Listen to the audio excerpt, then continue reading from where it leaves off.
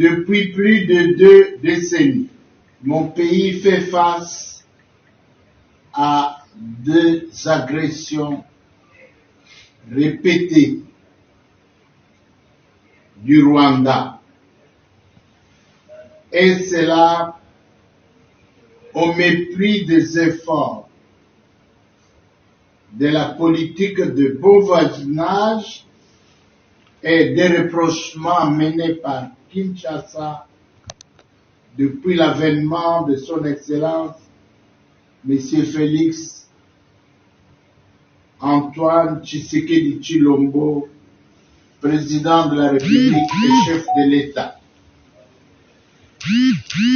Les plans macabres du Rwanda contre la République démocratique du Congo se sont illustrés successivement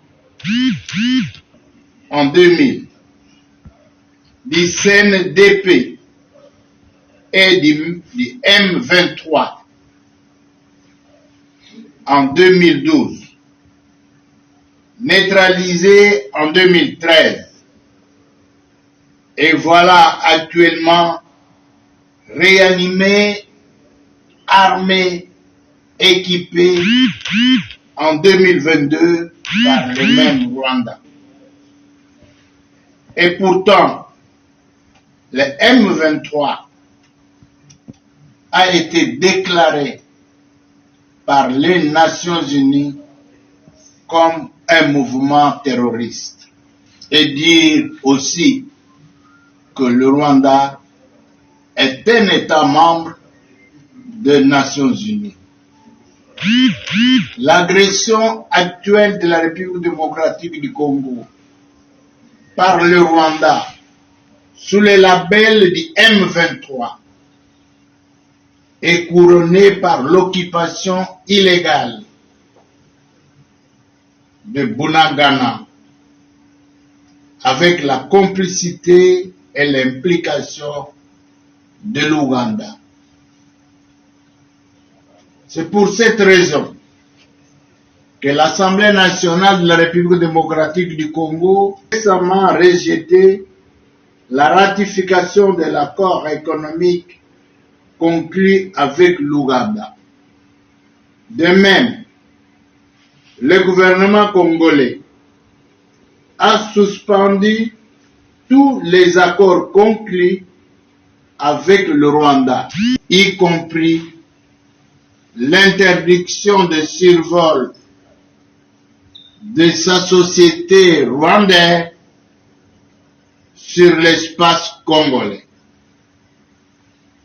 Pour tout dire, les différentes agressions de la République démocratique du Congo par le Rwanda violent impunément tous les traités internationaux et régionaux.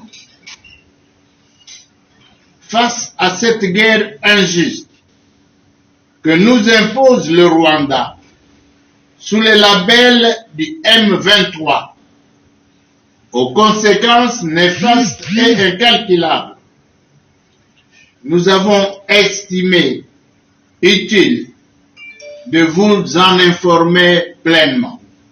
Monsieur le Président, l'intangibilité des frontières de la République démocratique du Congo. Comme la République démocratique du Congo